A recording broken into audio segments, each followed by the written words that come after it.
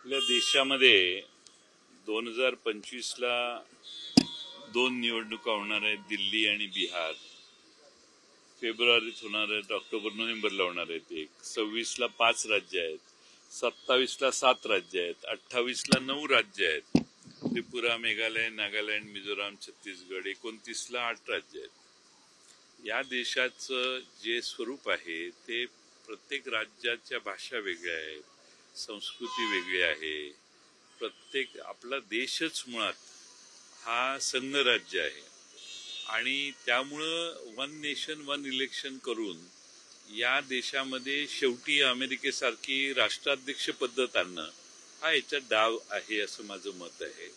आणि घटना बदलण्याचा जो प्रकार ज्याच्यामुळं भारतीय जनता पक्षाला मोठा फटका बसला तोच प्रकार त्याच मार्गाने आता पुन्हा भारतीय जनता पक्ष चाललाय.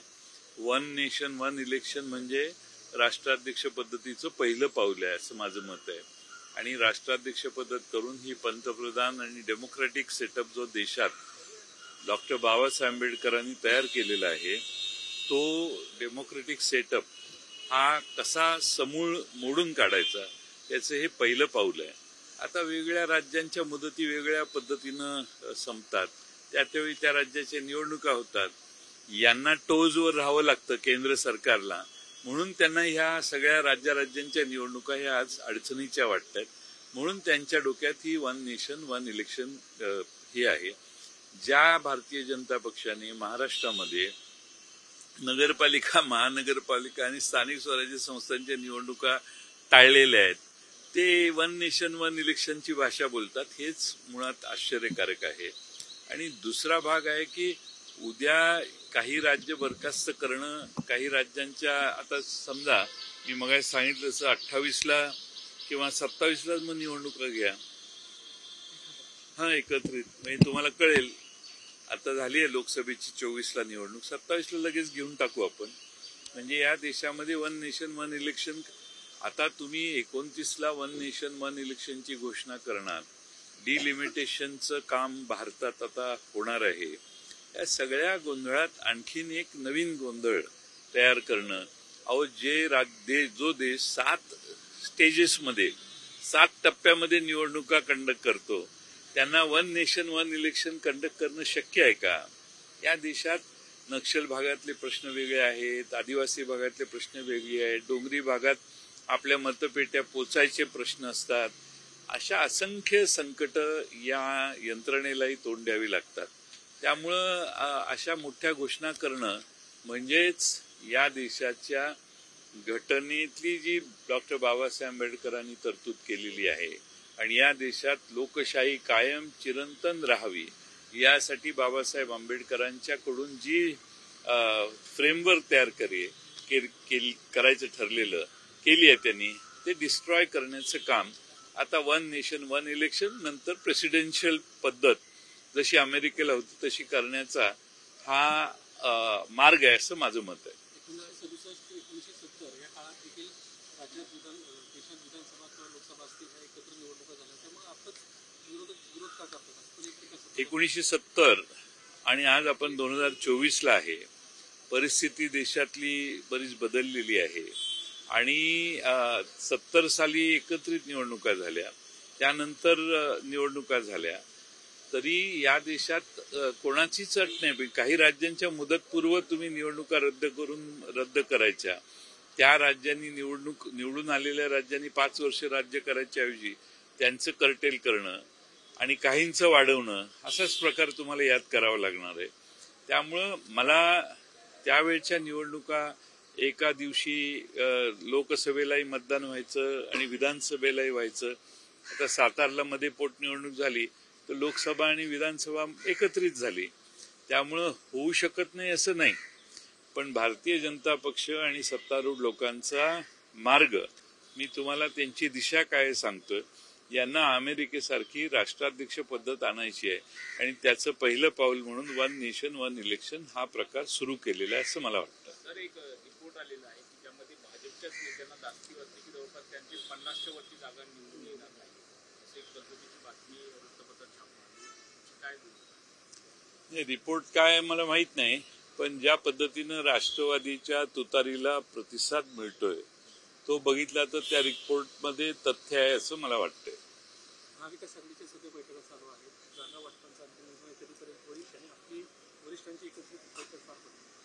मी आजही कुठेतरी वाचलं की काँग्रेसने एवढ्या घ्यायच्या, शिवसेनेने एवढ्या घ्यायच्या, आम्ही एवढ्या घ्यायच्या, असं कोणताही फॉर्म्युला ठरलेला नाही. प्रत्येक जागेची मेरिट प्रमाणे आम्ही चर्चा करतोय. बातम्या बाहेर काहीही आल्या तरी विभागवाईज आम्ही चर्चा करतोय. आता परत उद्या काँग्रेस, शिवसेना आणि राष्ट्रवादी आम्ही तिघही एकत्रित बसणार आहोत. आज काँग्रेसच्या नेत्यांना मीरा भाईंदरला काहीतरी कार्यक्रम आहे म्हणून ते आज त्यांनी नको म्हणून विनंती केली. त्यामुळे आता उद्या ती चर्चा होईल. पण आम्ही आतापर्यंत झालेल्या चर्चा अतिशय चांगल्या चालल्यात. पुढच्याही चर्चा उत्तम होतील असा मला विश्वास आहे. लोकसभेच्या निवडणुकीमध्ये बारामतीमध्ये पराभव झाल्यानंतर अजित पवारांनी खंत व्यक्त केली आहे की न सांगता लोकांची कामं केलेली योग्य नाही, लोकांना त्याची किंमत उरत नाही, अशा पद्धतीची खंत व्यक्त केली आहे. कारण की लोकसभेच्या निवडणुकीमध्ये सातत्याने अजित पवार यांनी मी बारामतीमध्ये काय विकास कामं केली यांचा पाढा वाचलेला होता, परंतु त्या विकास कामांचा लोकांना कोणताच प्रभाव पडत नाही अशी खंत व्यक्त केली. नाही मग पुढे काय त्यांनी खंत व्यक्त केली आहे. ठीक आहे, त्यांनी त्यांचं मत व्यक्त केलं, त्याच्यावर मी बोलण्याची काही आवश्यकता असं मला वाटत नाही. सर, महाराष्ट्रामध्ये येणारा आणखी एक प्रकल्प जो नागपूरमध्ये खरं तर येणार होता, सोलर प्रकल्प, तो आता पुन्हा एकदा गुजरातकडे जाताना पाहायला मिळतोय. एकूणच राज्य सरकारची दिरंगाई आणि या सगळ्यामुळे हा प्रकल्प महाराष्ट्राच्या हातातून निसटला असं. राज्य सरकारमधले शासनकर्ते आणि प्रशासनातले अधिकारी वर्ग हे कुणालाही मोकळं सोडत नाहीत. सगळ्यांना पिळून काढण्याशिवाय कशालाही परवानगी द्यायची नाही अशी आता पद्धत महाराष्ट्रात सुरू झालेली आहे.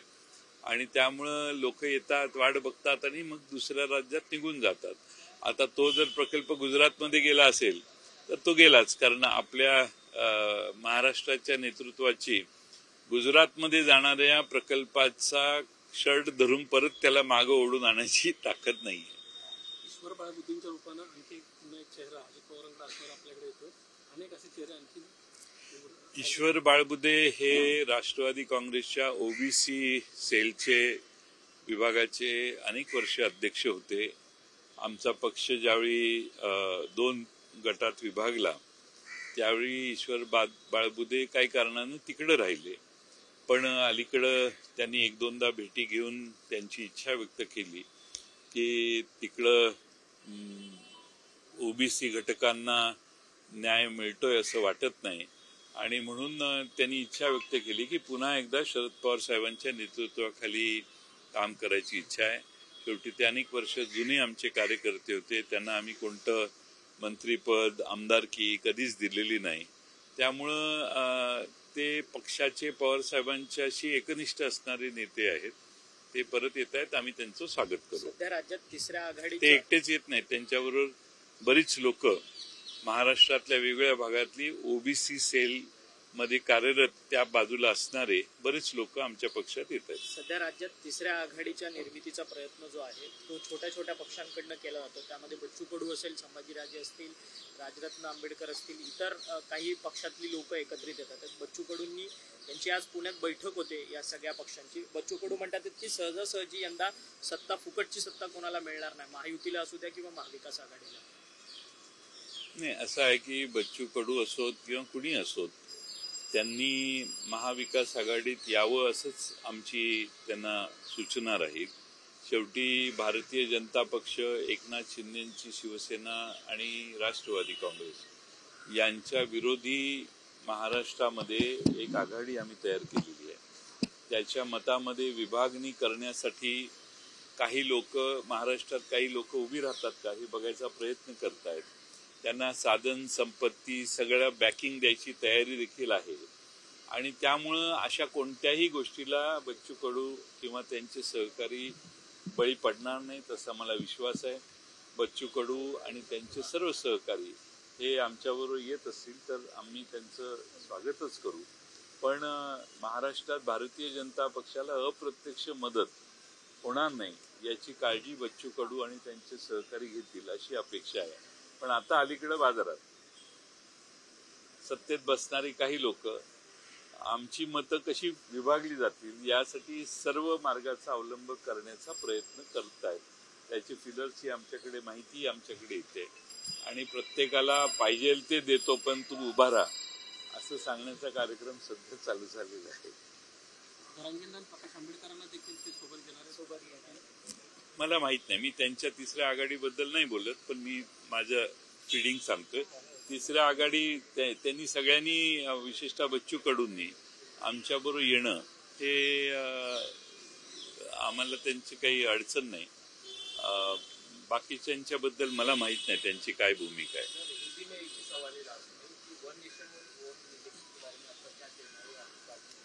वन नेशन वन इलेक्शन के जरिए भारतीय जनता पार्टी केंद्र शासन भारत में जो अभी पिछले चुनाव देखे आप तो 7 स्टेजेस में चुनाव करने पड़े.